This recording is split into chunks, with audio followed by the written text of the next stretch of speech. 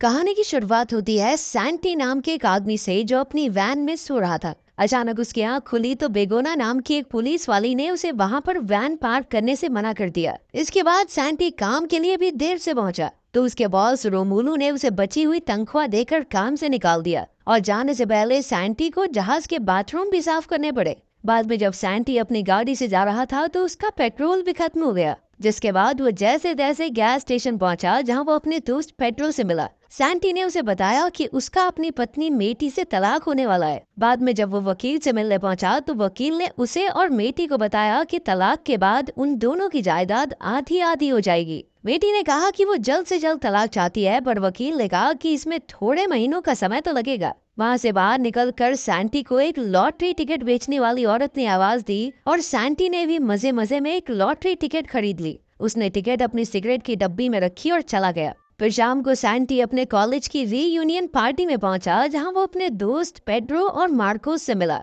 तभी सैंटी ने मैटी को मारियो नाम के एक आदमी के साथ हंसते देखा। बाद में मैटी ने उसे बताया कि जिस सुपरमार्केट में वो काम करती है मारियो वहाँ का मालिक है। पर सैंटी को इससे काफी जलन हुई और वो अपने दोस्तों के पास चला गया। खैर बाद में सैंटी ने घर आकर सिगरेट्स का डब्बा फेंक दिया क्योंकि वो लॉटरी के बारे में बिल्कुल भूल गया था। अगली सुबह सैंटी रेडियो सुनते हुए नहा रहा था कि उसने लॉटरी की खबर सुनी। अचानक उसे टिकट के बारे में याद आया और वो दौड़कर कचरे में सिगरेट का डब्बा ढूंढने लगा। आखिरकार टिकट मिल गई और सैंटी खुशी से झूम उठा क्योंकि वो लॉटरी जीत चुका था। सैंटी ने तुरंत मैटी को फोन किया मगर उसने फोन नहीं उठाया। अब सैंटी मैटी से मिलने गया पर वहाँ उसने अपनी पत्नी को मारियो के साथ गुलू गुलू करते हुए देखा, मगर असल में मैटी ने मारियो को चूमने से इनकार कर दिया था। इसके बाद सैंटी बैंक से अपनी जीत के 25 मिलियन यूरोस निकलवाने गया पर जल्द ही घबराकर बाहर आ गया। तभी बैंक मैनेजर डेमियन उसके पीछे आया पर सैंटी अपनी गाड़ी में निकल गया। अचानक सैंटी ने मुड़कर देखा कि डेमियन तो गाड़ी में ही था।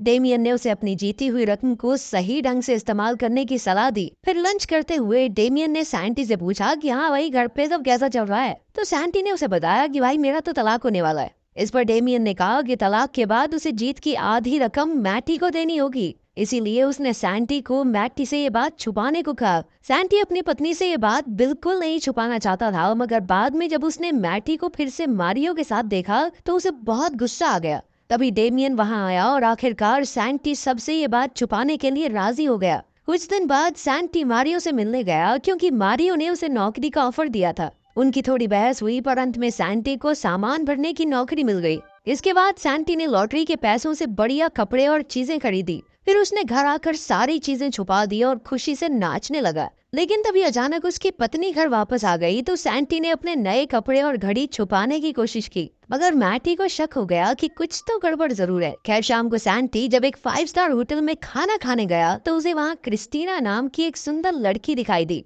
और फिर वो दोनों ही एक दूसरे को देखकर मुस्कुराए। अगली सुबह जब सैंटी की आंख खुली तो वो काम के लिए लेट हो गया था। अब वो जैसे तैसे सुपरमार्केट पहुंचा और उसने अपनी साथी तानिया से माफी मांगी। बाद में मैटी ने उससे पूछा कि वो कल रात कहाँ था। तभी मारियो ने वहां आकर सैंटी को डांटा पर मैटी ने बात संभाल ली। अगले दिन सैंटी अरिट्स नाम के एक सर्फर से मिला क्योंकि अब वो भी सर्फिंग सीखना चाहता था। अगले कुछ दिन तक सैंटी ने समुद्र में प्रैक्टिस की और काफी कुछ सीखा। एक दिन रात को सैंटी को पेड्रो और मार्कोस का फोन आया तो सैंटी ने उन्हें सर्फिंग सीखने के बारे में बताया, पर उन्हें लगा कि सैंटी तो डिप्रेशन में आकर ऐसी बहकी बहकी बातें कर रहा है क्योंकि सर्फिंग सीखना अमीरों का शौक है। उन्होंने सैंटी को मिलने बुलाया पर सैंटी ने मना कर दिया, जिससे उन्हें काफी हैरानी हुई। खैर अगले दिन सैंटी डेमियन के साथ रोमुलू की शिप खरीदने पहुंचा। रोमुलू को तो यकीन ही नहीं हुआ कि जिस आदमी को मैंने कुछ दिन पहले काम से निकाला था वो ही मेरी शिप खरीद रहा है। खैर बदला लेने के लिए सैंटी ने वो शिप खरीद ली और रोमुलू से ही बाथरूम साफ करवाए।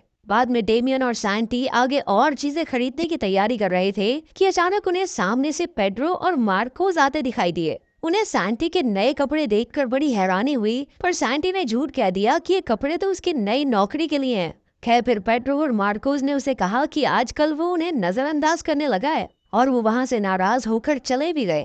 इधर सैंटी और डेमियन बढ़िया खाना खाकर सैंटी के घर पहुंचे। जब सैंटी अंदर गया तो उसने देखा कि मैटी के माता पिता लॉरा और मिगेल डिनर के लिए आए हुए थे। सैंटी उनके साथ डिनर टेबल पर बैठ तो गया लेकिन खाना खाने में बहुत मुश्किल हो रही थी। लेकिन जल्द ही ज्यादा खाने की वजह से उसका पेट खराब हो गया और वो बाथरूम में भागा। तब लॉरा ने मैटी से उसकी शादीशुदा जिंदगी के बारे में पूछा तो मैटी ने झूठ कह दिया कि सब कुछ बढ़िया है। फिर जब सैंटी वापस आया तो मिगेल ने सैंटी की महंगी घड़ी देखी। सैंटी ने झूठ कह दिया कि ये नकली है, ये बहुत सस्ती है। तो मिगेल कहने लगा कि बेटा लग तो बढ़िया रही है, मेरे लिए भी ले आई हो एक। तभी अचानक सैंटी का फोन बजने लगा, पर उसने फोन उठाया ही नहीं। जब मैटी ने उसे फोन उठाने को कहा तो सैंटी ने हड़बड़ाकर मैटी के माँ बाप को बता दिया कि वो दोनों तलाक ले रहे हैं। बाद में जब सैंटी वहाँ से वापस जा रहा था तो उसने अपने दोस्तों पेड्रो और मार्कोस को सस्ते बार में शराब पीते देखा। खैर जब वो होटल में बैठकर अपने महंगे महंगे गैजेट्स के साथ खेल रहा था तो उसे काफी अकेलापन महसूस हुआ।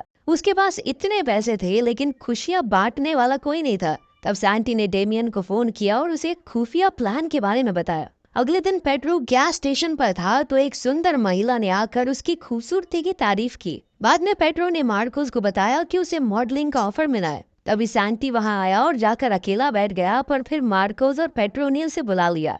उन्होंने सैंटी को पेड्रो की मॉडलिंग के बारे में भी बताया, पर सैंटी को उतनी हैरानी नहीं हुई। फिर बाद में मार्कोस अपने घर पहुंचा जहां वो अपने 2 छोटे छोटे बच्चों को अकेला ही संभाल रहा था। तभी उसकी पत्नी लोरेना ने आकर उसे खबर दी कि उसके दूर के चाचा उनके लिए ढेर सारी जमीन जायदाद छोड़ कर गए हैं। बाद में डेमियन और सैंटी मिलकर बात करते हैं, तब ये खुलासा होता है कि इस सब के पीछे सैंटी का ही हाथ था। वो दोनों गोल्फ खेल रहे थे कि अचानक उनकी नजर मारियो पर पड़ी। तब डेमियन ने सैंटी को बताया कि मारियो बस बैंक से लोन लेने का नाटक कर रहा है। असल में तो वो सुपरमार्केट को बेचना ही चाहता है, पर इससे सभी लोगों की नौकरियां चली जाएंगी, इसीलिए अच्छा बनने का नाटक कर रहा है कि मैं तो बहुत कोशिश कर रहा हूँ बचाने की। तभी मारियो ने सैंटी को देख लिया और वहां आकर उससे पूछा कि तू काम पे क्यों नहीं गया है।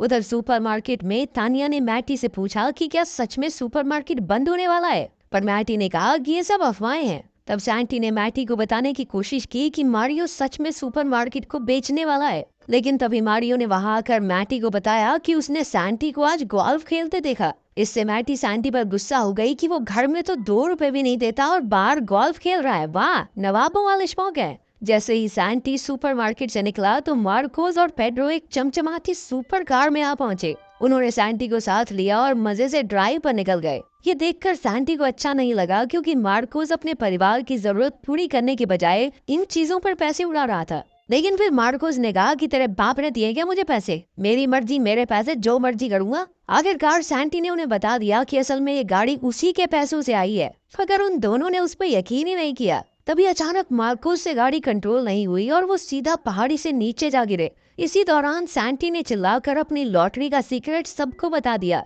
खैर कुछ देर बाद वो जैसे तैसे तैरकर बाहर आ गए। अगले सुबह मैटी को मारियो का फोन आया, जिसे देखकर सैंटी को बहुत जलन हुई और उसने भी मैटी को जलाने के लिए क्रिस्टीना को फोन किया। उस रात मैटी मारियो के साथ डेट पर गई और सैंटी क्रिस्टीना के साथ, मगर उन दोनों को ही बिल्कुल भी मजा नहीं आया। बाद में वो दोनों एक ही वक्त पर घर पहुंचे तो उन दोनों ने ही अपने नए साथियों के साथ खुश होने का नाटक किया। फिर अगले दिन मारियो ने मैटी को फोन करके सुपरमार्केट बुलाया और फिर सबको बता दिया कि सुपरमार्केट बंद हो रहा है। उसने झूठ कह दिया कि उसने सुपरमार्केट को बचाने की बहुत कोशिश की। इस सब से मैटी बहुत दुखी हो गई, मगर फिर सैंटी ने उसका मन बहलाने के लिए उसे डिनर पर चलने को कहा। जब मैटी घर पर वापस आई तो सैंटी ने सारा घर चकाचक साफ कर दिया और साथ ही उसने मैटी का पसंदीदा खाना भी तैयार रखा था। फिर बातें करते हुए सैंटी ने कहा कि उसे यकीन नहीं हो रहा कि वो दोनों तलाक ले रहे हैं। ये सुनकर मैटी को भी एहसास हुआ कि उन दोनों से ही गलतियां हुई हैं। उन्होंने एक दूसरे से माफी मांगी और आखिरकार एक दूसरे को चूम लिया।